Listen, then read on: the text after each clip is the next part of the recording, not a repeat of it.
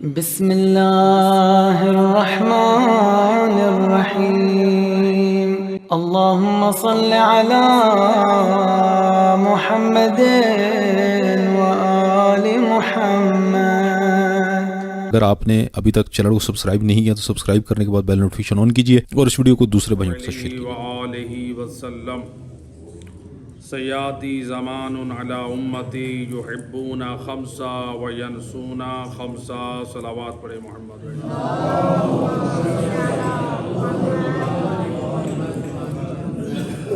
رسول خدا صلی اللہ علیہ وآلہ وسلم کی حدیث مبارک کو موضوع قرار دیا ہے۔ یہ سلسلہ درس اخلاق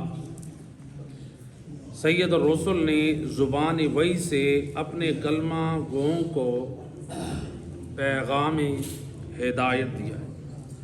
فرماتے ہیں سیاتی زمان علی امتی یحبون خمسا وینسون خمسا۔ رسول اللہ زبان وحی سے فرما رہے ہیں، فرماتے ہیں بہت جلد میری قوم پر ایک زمانہ آئے گا کہ وہ 5 چیزوں سے محبت کریں گے اور 5 چیزوں کو بھول جائیں گے۔ اللہ کے رسول کیا فرماتے ہیں؟ میری امت پہ بہت جلد ایک زمانہ آنے والا ہے جس کو محبت کریں گے اور 5 چیزوں کو بھول جائیں گے۔ صلوات پڑھ دے محمد۔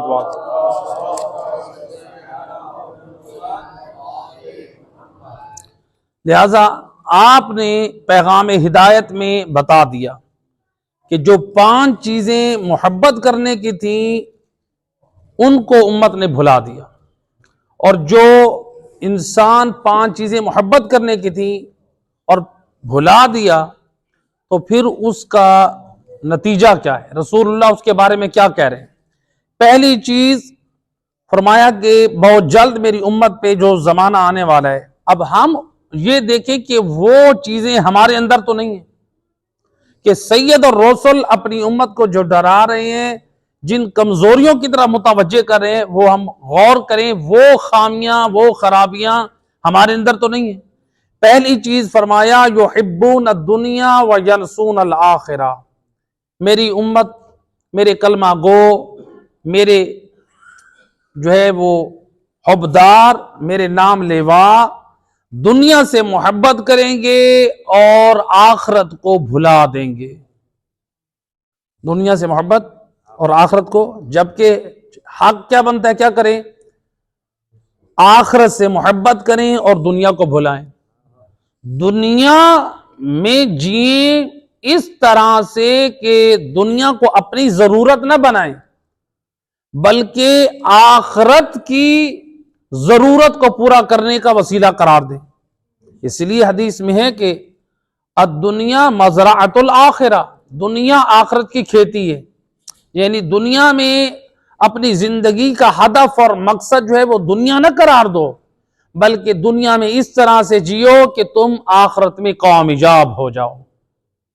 تو لہٰذا آخرت جو ہے وہ کامیابی ہے۔ جس طرح آپ دیکھیں اسکول میں پورا سال پڑھتے ہیں، دار امتحانات میں جا کے بیٹھتے ہیں، کامیابی۔ یہ دنیا کی مثال بھی ایسی ہے۔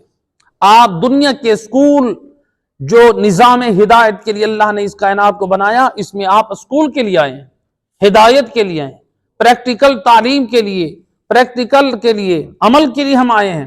عمل کریں، ہدایت حاصل کریں، ہدایت پر عمل کریں، لوگوں کو ہدایت کریں۔ جب یہ کر جائیں گے تو دار امتحان میں ہم کامیاب ہو جائیں گے۔ تو لہٰذا کہا یحبون الدنیا وینسون الآخرہ، ایک جلد زمانہ آنے والا ہے، لوگ کیا کریں گے؟ دنیا سے محبت کریں گے اور آخرت کو بھول جائیں گے۔ امام حسین علیہ السلام نے کیا کیا؟ اللہم صلی علیہ۔ ہم اپنی اولاد سے بھی محبت کرتے ہیں، اپنی جائیدادوں سے محبت، خود سے محبت، دنیا سے محبت کی وجہ سے ہم کہتے ہیں ہماری دنیا، اولاد کی دنیا بدل جائے، ہماری دنیا بن جائے، آخرت چاہے ہماری تباہ ہو جائے، ہماری نسلوں کی آخرت چاہے تباہ ہو جائے، ہم کہتے ہیں دنیا بن جائے۔ دنیا سے محبت ہے۔ امام حسین نے کس سے محبت کی؟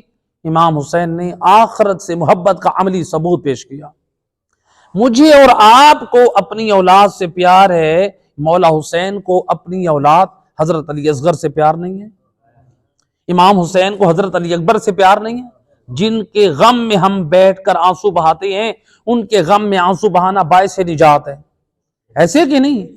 جن کے غم میں ہم آنسو بہائیں جو باعث نجات ہیں، وہ علی اصغر کتنا پیارا ہے حسین کو، اور حسین کی یہ دنیا ہے، لیکن حسین اپنی اس دنیا کو علی اصغر کو قربان کر رہے ہیں، کس پر؟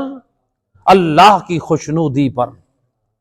امام حسین علیہ السلام خدا کی خوشنودی کے لیے، وہ تو وارث جنت ہیں۔ لوگ سوال کرتے ہیں کہ قبلہ کیا امام حسین ہے یہ جنت کے؟ نہیں، وہ تو وارث جنت ہیں۔ آل محمد جنت کی لالچ میں نہیں، اللہ کی خوشنودی میں کام انجام دیتے ہیں۔ اللہ کی خوشنودی بڑی عظیم نعمت ہے، خدا کا قرب حاصل ہو جائے، تو لہٰذا خوشنودی خدا کے لیے۔ ایک صلوات پڑھیں محمد وآل محمد، اللہم صلی علی محمد وآل محمد۔ لہٰذا آل محمد خدا کی خوشنودی کو سامنے رکھتے ہیں، وہ جنت کی لالچ نہیں۔ اب حضرت علی اصغر، چونکہ آپ کی ولادت باسعادت کا مہینہ بھی ہے، حضرت علی اصغر دیکھیں کس قدر امام حسین نے عملاً بتایا، آخرت کو نہ بھولاؤ، آخرت کو یاد رکھو۔ حضرت علی اصغر کہ یہ وہ ہستی ہیں کہ ان سے بڑی سی بڑی بیماریوں کے لیے اگر توسل کیا جائے تو وہ حاجتیں پوری ہوتی ہیں۔ مرزا قمی تھے ہمارے ایک بہت عظیم فقیہ گزرے ہیں، تقریباً آج سے 200 سال پہلے بی بی فاطمہ معصومہ کے روزے کے باہر ان کا روزہ موجود ہے، ان کی بھی مزار موجود ہے۔ وہ اپنے درس خارج میں، یعنی جس درس میں مجتہدین اور فقہاء ہوتے تھے، اس میں درس میں پہلے حضرت علی اصغر کے مصائب برپا کرواتے تھے۔ تو کسی نے پوچھا کہ آپ حضرت علی اصغر کے اتنے مصائب کیوں ان کا اہتمام کرتے ہیں؟ کہا کہ اس لیے کہ جو خصوصیت حضرت علی اصغر میں پائی جاتی ہے کربلا کے کسی اور شہید میں نہیں پائی جاتی۔ یعنی یہ بات بہت بڑی ہے، یعنی وہ خصوصیت حضرت امام حسین میں بھی نہیں پائی جاتی، امام حسین علیہ السلام میں وہ کسی اور بھی میں نہیں پائی جاتی جو خصوصیت حضرت علی اصغر میں ہے۔ کہا کہ میں ان سے اس لیے توسل اختیار کر رہا ہوں، حضرت علی اصغر یہ جو ہے باعث برکت ہے، اللہ نے خاص خصوصیت ان میں رکھی ہے۔ تو شاگردوں نے پوچھا کہ قبلہ وہ کون سی خصوصیت ہے جو نہ حضرت عباس علمدار میں ہے، نہ حضرت علی اکبر میں ہے، نہ امام حسین علیہ السلام میں ہے؟ کہا کہ وہ خصوصیت یہ ہے کہ کربلا میں جو بھی شہید ہوا ہے سب نے اپنا دفاع کیا ہے، علی اصغر کربلا کا وہ مظلوم واحد ہے جو اپنا دفاع نہیں کر سکتا تھا، جو اس قدر یعنی خدا کی بارگاہ میں صبر کے ساتھ گئے، اپنا دفاع نہ کر سکتے تھے، تو لہٰذا یہ خدا کی جو ہے دین کی قربانی کے لیے، خدا کے دین کی بقا کے لیے امام حسین نے اپنے فرزند کی قربانی دی۔ تو لہٰذا حضرت علی اصغر سے توسل، اس لیے بعض علماء نے نقل کیا کہ ان کے توسل سے اگر دعا کی جائے تو وہ جو ہے بڑی سی بڑی بیماریاں جو ہے وہ دور ہوتی ہیں۔ تو لہٰذا کہا کہ یحبون الدنیا وینسون الآخرہ، لوگ زمانہ آنے والا ہے کہ لوگ دنیا سے محبت کریں گے اور آخرت کو بھلا دیں گے، تو لہٰذا دنیا کی نعمتوں کو یاد رکھیں گے، آخرت کی نعمت جو کامیابی ہے اس کو بھلا دیں گے۔ دنیا کی نعمتیں ہم کہتے ہیں ہمارے پاس گاڑی ہو، ہمارے پاس گھر ہو، ہماری اولاد ہو، ہماری جائیداد ہو، ہماری بیوی ہو، ہمارے پاس پیسہ ہو، ہمارے پاس ہر چیز ہو، دنیا کی نعمتوں کو جمع کرنے کی فکر ہم سب کو ہے، اور آخرت میں جو نعمت ہے وہ کون سی ہے؟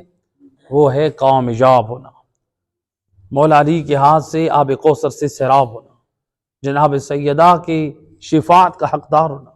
تو لہٰذا ہم ان اعمال کو بھی اپنی زندگی میں لے آئیں جو آل محمد کی شفاعت کا وسیلہ بنے، تو لہٰذا قیامت کے دن جو ہمارے لیے کامیابی کا وسیلہ بنے۔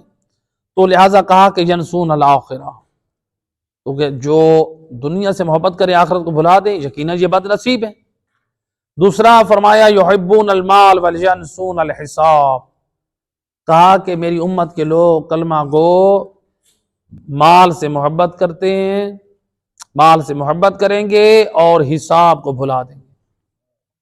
بس ان کی فکر یہی ہوگی کہ پیسہ جمع ہو جائے، بینک بیلنس ہو جائے، جائیدادیں بن جائیں، پراپرٹی بن جائے، میری دکانیں بن جائیں، میرے گھر بن جائیں، میرا سب کچھ ہو، میری اولاد کے کام آئے۔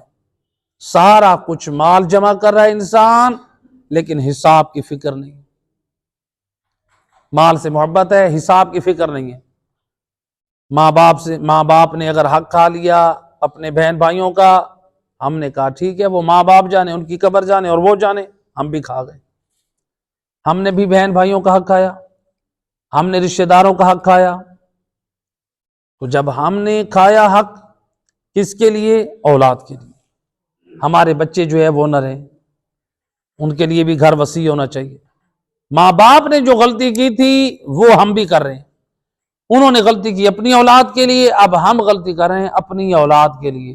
ماں باپ بھی قبر میں اور ہم بھی قبر میں جائیں گے، اور پیچھے اولاد مزے سے۔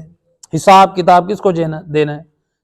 جن کو معلوم تھا کہ یہ مکان، یہ دکان، یہ جگہ، یہ غصبی کی گئی ہے، تمام فقہا فرماتے ہیں جن کو معلوم ہے ان کے لیے واجب ہے ان ورثاء کو واپس کریں۔ اس گھروں میں نمازیں باطل ہیں، اس گھر میں رہنا، قرآن پڑھنا، سونا حرام ہے۔ لہٰذا ہم دنیا سے محبت کریں اور آخرت کو بھلا رہے ہیں۔ تو لہٰذا جو حقوق ہیں ہمارے ہاں، یہ رسم و رواج یہ بڑے ہوتے ہیں۔ کوئی فوت ہو جائے نا، کہتے ہیں کہ سوم پہ کیا دینا ہے، اس کی روٹی کس نے دینی ہے، یہ فلاں رسم کیسے ادا کرنی ہے، یہ ہمیں بڑی فکر ہے، جو ہماری اپنی بنائی ہوئی رسومات ہیں۔ فوت ہونے والے کے گھر میں یہ کسی کو پتہ ہی نہیں، خیال ہی نہیں ہے کہ اس مرحوم کی جائیداد کی تقسیم کیسے کرنی ہے۔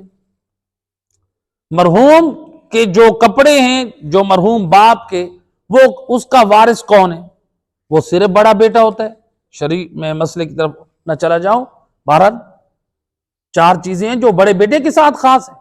باپ کے تمام لباس، باپ کی ایک انگوٹھی جو سونے کی نہ ہو، باپ کا خنجر جو اس نے حفاظت کے لیے رکھا ہوا ہو، باپ کا ایک قرآن، یہ ساری چیزیں، چاہے وہ کپڑے گرمیوں کے ہوں، سردیوں کے ہوں، جوتے ہوں، یہ سارے کس کے ہوتے ہیں؟ بڑے بیٹے کا حق ہوتا ہے۔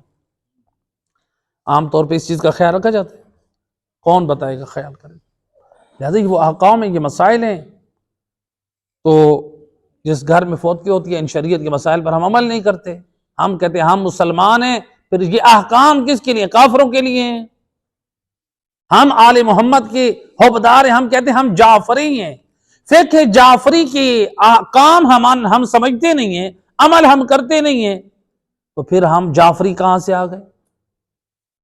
احکام تو امام جعفر صادق کے ہم مانتے نہیں ہیں۔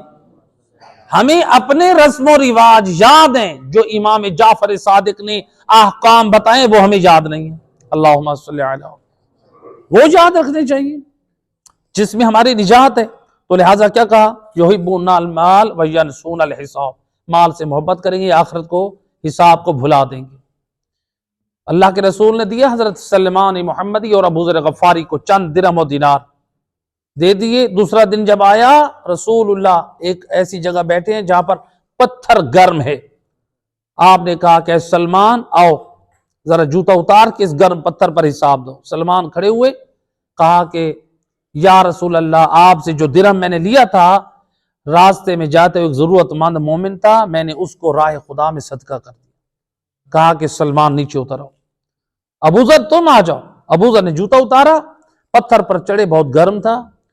حضرت ابو ذر نے اب وہ جو درہم تھا، درہم و دینار جتنی مقدار میں بھی تھے، اب انہوں نے مختلف جگہوں پہ خرچ کیا تھا، گھر کے سامان میں، ادھر ادھر، حساب دینے میں تھوڑا ڈگمگائے۔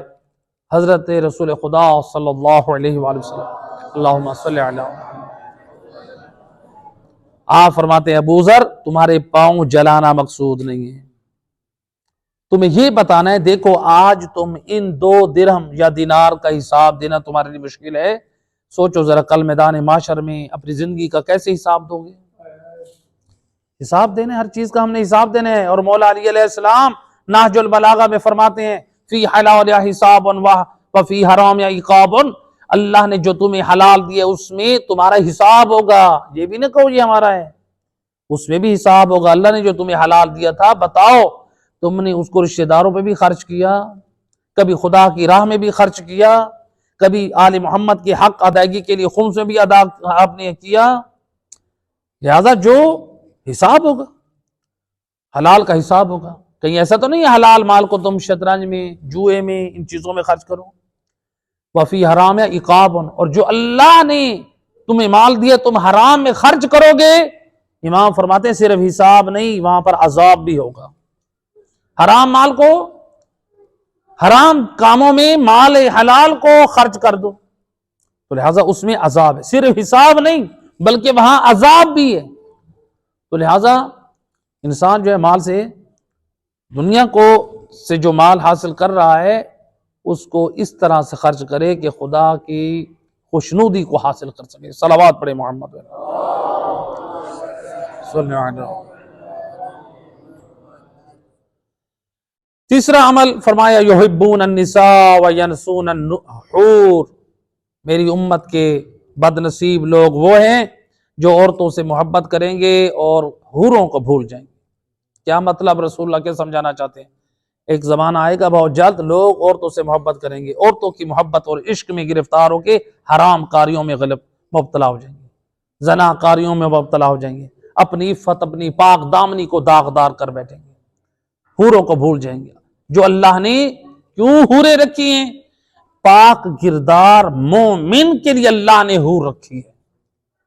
تو انسان یہ کہے کہ میں دنیا میں زنا کاریاں اور حرام کاریاں کرتا رہوں اور آخر میں مجھے حوریں مل جائیں، بتایا جا رہا ہے کہ تمہاری بھول ہے.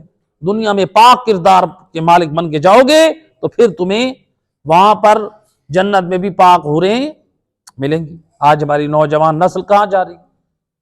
یونیورسٹی اور کالجوں میں جو مسائل لوگ ڈسکس کرتے ہیں، جو پوچھتے ہیں یونیورسٹیوں اور کالجوں میں، وہاں پر اس قدر فحاشی اور بےغیرتی عام ہے کہ یہاں پر اولاد جو ہے وہ یونیورسٹیوں میں پڑھنے جا رہی ہے لیکن وہاں سے بدکاریاں کر کے آتی. ماحول یونیورسٹیوں کے رہنے والے، ہاسٹل میں رہنے والے نوجوان، وہاں پر رہنے والے لوگ یہ بتاتے ہیں کہ آغا صاحب کہ جو یونیورسٹیوں کا ماحول ہے ایسے لگتا ہے جیسے یہ یونیورسٹی فحاشی کا اڈا بن چکا ہے. یعنی جہاں پر لوگ اپنے بچوں کی تعلیم، ان کو تعلیم اور شعور کے لیے بھیجتے ہیں، وہاں پر ہماری نسلیں جو ہیں وہ اپنا ایمان برباد کر. ہم یہ نہ کہیں کہ وہاں کا ماحول برا ہے، ہم اپنے ایک گھر کا ماحول ایسا بنائیں ہمارا جوان وہاں سے جائے تو وہاں کی گندگی اور کیچڑ میں اپنے پاؤں کو جما کر رکھے، وہ اپنے کردار کی حفاظت کرے. تو لہٰذا زناکاری اور فحاشی بے حیائی عام ہوتی جا رہی ہے، اور یاد رکھیں ہمارے نوجوان نسل کو اس چیز سے اجتناب کرنا چاہیے. اس لیے آیت اللہ سستانی فرماتے ہیں کہ اگر کسی شخص کے لیے حرام میں مبتلا ہونے کا خدشہ ہو تو اس کو چاہیے کہ وہ اپنی شادی کے مقدمات فراہم کرنے میں جلدی کرے، اور والدین کو بھی چاہیے اولاد کی شادی کرنے کے اسباب مہیا کریں. یہ نہیں کہ ابھی ہمارا بیٹا کما کر دے اور پھر ہم اس کو پہلے کچھ کھا لیں پھر اس کچھ بنا لیں پھر شادی کریں گے، تب تک اولاد حرام کرتی رہے. تو لہذا زنا ایک بہت بڑی لعنت اور حرام ہے. روایت میں ملتا ہے کہ حضرت داؤد علیہ السلام کے زمانے میں، نبی خدا کا زمانہ، ایک شخص کسی گھر میں اس نے ایک خاتون کے ساتھ حرام کاری کی. جب اس خاتون کے ساتھ وہ حرام میں کامیاب ہو گیا تو اللہ نے اس خاتون کے دل میں خیال ڈالا. اس نے کہا کہ اے بدبخت، تو نے میری عصمت کو، تو نے عزت کو داغدار کیا ہے، جا تیرے گھر میں بھی تیری عزت محفوظ نہیں. وہ نوجوان اٹھا دوڑا گھر آیا، دیکھا اس کے گھر میں جب دروازہ کھولا دیکھا تو غیر حالت میں، غیر مناسب حالت میں اس کی زوجہ کے ساتھ ایک اجنبی شخص کا تعلق قائم ہے. اسی وقت روتا ہوا دوڑا حضرت داؤد کی خدمت میں، یا نبی اللہ یہ کیا ماجرا ہے؟ تو اس وقت حضرت داؤد نے خدا کی بارگاہ میں التجا کی، آواز قدرت آئی، اے داؤد اس کو کہہ دو کما تو دین و تو دان، تم جیسا کرو گے تمہارے ساتھ ویسا ہو. تم نے کسی کی نسل، کسی کی عزت کو داغدار کیا تو تم نے دیکھ لیا کہ تمہاری اپنی عزت بھی داغدار ہو گئی. لہٰذا اپنی نگاہوں کو پاک رکھیں، اپنے کردار کو پاک رکھیں، اپنے جوانوں اور اپنی اولادوں کی تربیت کریں. ایک صلوات پڑھ دے محمد اللہم نمبر 4 فرمایا ینسون القصور و ینسون القبور، یہ لوگ کیا کریں گے؟ محلات سے، کوٹھیوں سے، بنگلوں سے محبت کریں گے اور یہ قبروں کو بھول جائیں گے۔ قبروں کو یاد رکھنے کا مطلب یہ ہے، بے شک آپ عزت، اللہ نے عزت دی ہے، آپ کو مال دیا، آپ اچھے گھر میں رہیں، اسلام منع نہیں کرتا، اپنی شان کے مطابق اچھا گھر بنائیں۔ اللہ نے آپ کو حیثیت دی، آپ بنگلے میں رہیں، اللہ نے آپ کو حیثیت دی، آپ کوٹھی میں رہیں، اللہ نے آپ کو حیثیت دی، پکے مکان میں رہیں۔ اسلام نہیں کہتا ہے آپ سارا کچھ بیچ کے جھونپڑیوں میں آ جاؤ، یہ اسلام کا مزاج نہیں ہے۔ اسلام یہ نہیں کہتا آپ سارا کچھ بیچ کے آپ کرائے کے مکانوں میں آ جاؤ، نہیں، اسلام کہتے جتنا آپ کو اللہ نے دیا ہے آپ اپنی عزت کے مطابق، اپنی شان کے مطابق اس میں رہو، فضول خرچی نہ کرو، شان سے بڑے جمپ نہ لگاؤ، وہ اسلام کو پسند نہیں۔ تو لہذا کہا کہ یہ کیا کریں گے؟ محلات سے محبت کریں گے، بس ہمارا گھر ہو، اپنے گھر پر خوش ہوتے رہیں گے، اپنے گھر بناتے رہیں گے، جائیدادیں بناتے رہیں گے، قبرستانوں کو بھول جائیں گے۔ اور اگر یہ انسان قبرستانوں میں جائے تو کیا حالت ہوگی؟ امام فرماتے ہیں، امام جعفر صادق علیہ السلام، اللہم صلی علیہ، امام فرماتے ہیں جب تم قبرستان میں جاتے ہو اپنے مردوں پہ لیے رحم کی اور استغفار کی دعا کرتے ہو، وہ ایسے خوش ہوتے ہیں جیسے تم زندہ لوگوں کو ہدیہ اور تحفہ دیتے ہو جی۔ تو لہٰذا یہ جو ہے اس طرح اس مقام پر، اور اس کے بعد سید الرسل حضرت محمد صلی اللہ علیہ وآلہ وسلم، اللہم صلی علیہ، آپ نے فرمایا من ترحم علی اہل المقابر، جو شخص قبرستانوں میں جا کے کسی مردے کے اوپر رحم کی دعا کرتا ہے، نجا من النار ودخل الجنہ، اللہ ایسے شخص کو جو مسلمانوں کے قبرستان میں جا کے ان کے لیے رحم اور مغفرت کی دعا کرتا ہے، امام فرماتے اللہ اس کو جہنم سے نجات دیتا ہے اور اس کو جنت میں، جہنم سے اس کو نجات دیتا ہے اور جنت میں اس کو داخل کرتا ہے۔ یہ ایک عمل، آپ مومن کی قبر پہ جا کے فاتحہ خوانی کے لیے گئے، اس کو خوشی دی، نبی پاک کیا فرماتے ہیں؟ اللہ اس کے بدلے میں کیا کرے گا؟ جہنم سے نجات دے گا اور جنت میں داخل ہوگا۔ اور جنت میں کیسے داخل ہوگا؟ وہ یضحک، کہا کہ جب جنت میں داخل ہوگا تو خوشی کے ساتھ داخل ہوگا۔ مومنوں کی قبروں پہ جایا کریں، کوئی یہ نہ کہے کہ میرا کوئی مر جائے تو پھر قبرستان جاؤں۔ ویسے بھی اسلام میں مسلمانوں کی قبروں، مومنین کی قبروں کی زیارت مستحب ہے۔ اسلام نے کہا ہے ہفتے میں 3 دن مستحب ہے مومنین کی قبور کی زیارت کرنا، پیر کا دن، جمعرات کا دن اور جمعہ کا دن، کہ انسان ان 3 دنوں میں سے کسی دن جا کے مومنین کی قبروں کی زیارت کرے، ان کے لیے مغفرت کی دعا کرے۔ لیکن بد نصیبی کہ ہم ہفتے میں 1 دن بھی مرحومین کی قبروں کی زیارت نہ کریں، اور وہ انتظار، امام فرماتے ہیں مرحومین اپنی قبر میں وحشت محسوس کرتے ہیں جب ان کی قبروں پہ کوئی زیارت کے لیے نہیں آتا۔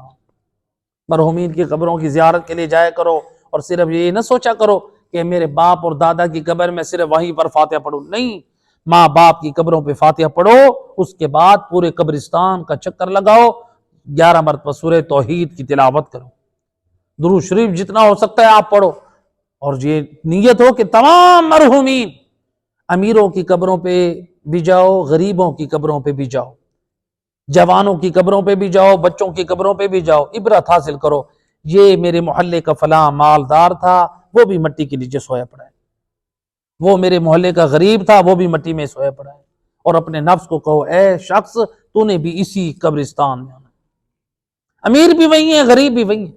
آج ہم یہاں پر نخرے کرتے ہیں کہ غریب ہمارے ساتھ نہ بیٹھے، اللہ کا معجزہ دیکھیں، خدا کی قدرت کا قانون دیکھیں، اللہ نے نماز میں صفیں بنوائی ہے نا، کہا کہ خبردار کوئی یہ نہ سوچے کہ یہاں پر امیر آگے کھڑا اور غریب پیچھے کھڑا ہو، خبردار یہاں پر سارے وہ آئیں گے جو اللہ کی نماز پڑھنے والے ہیں، چاہے ایک جگہ پہ غریب کے پاؤں ہیں تو امیر کا سر ہوتا ہے۔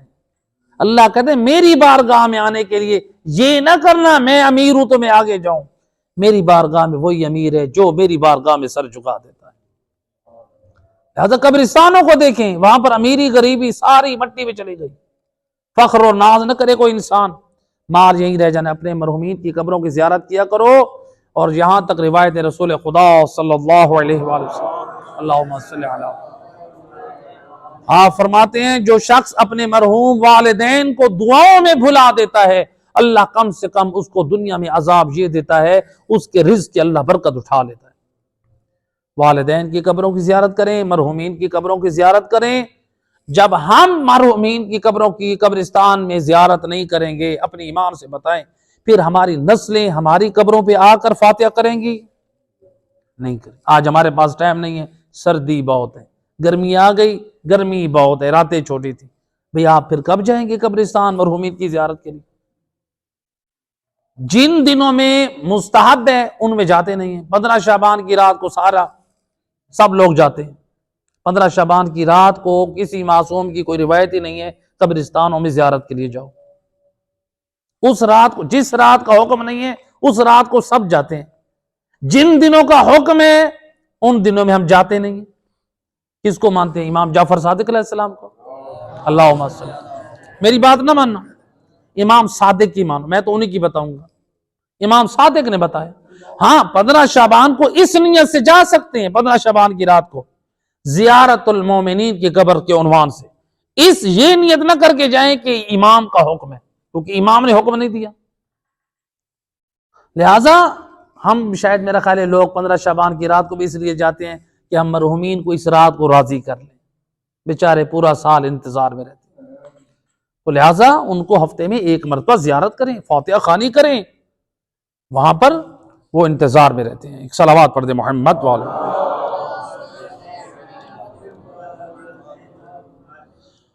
اور پھر فرمایا نمبر 5، فرمایا یحبون النفس وینسون الرب۔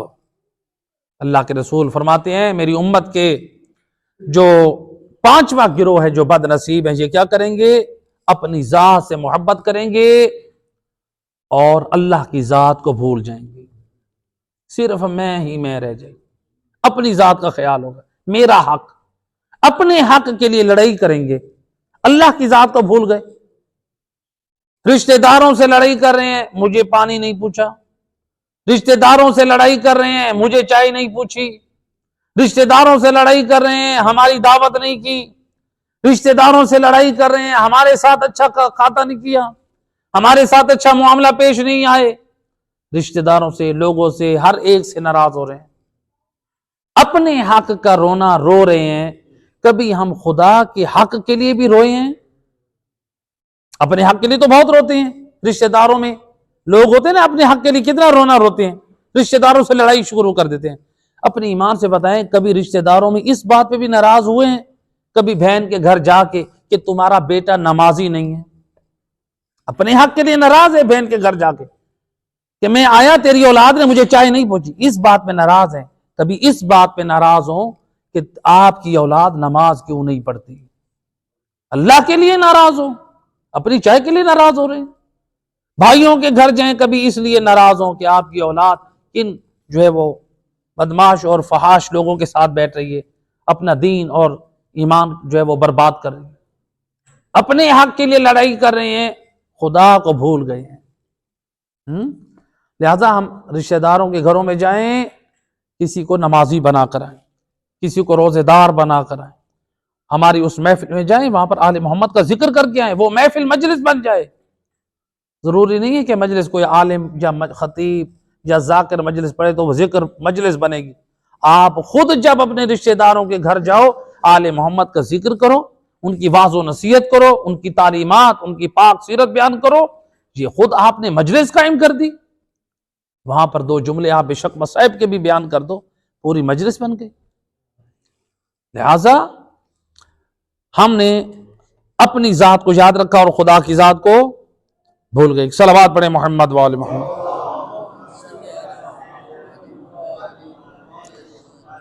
جب اس طرح کے ہوتے ہیں 5 افراد، اللہ کے رسول کیا فرماتے ہیں؟ جب کوئی شخص دنیا سے محبت کرے، آخرت بھول جائے، مال سے محبت کرے، حساب کو بھول جائے، خواتین سے محبت کرے اور حوروں کو بھول جائے، اور محلات اور مکانات سے محبت کرے اور قبروں کو بھول جائے، اور یحبون النفس اپنی ذات سے محبت کرے، خدا کی ذات کو بھول جائے، خدا کے حقوق کو بھول جائے۔ اللہ کے رسول فرماتے ہیں اولئک بریء منی وانا بریء منہم، یہ وہ بد نصیب لوگ ہیں ان کا اسلام سے کوئی تعلق نہیں ہے اور مجھ مصطفیٰ کا ان لوگوں سے کوئی تعلق نہیں ہے، میں ان سے بیزار ہوں، یہ مجھ سے دور ہیں اور میں ان سے بیزار ہوں۔ لہٰذا رسول اللہ کے اس فرمان میں ہم اپنی اصلاح کریں، جو ہمارے اندر خامیاں ہیں ان کی اصلاح کریں۔ رب کریم سے دعائے کریم مہربان اللہ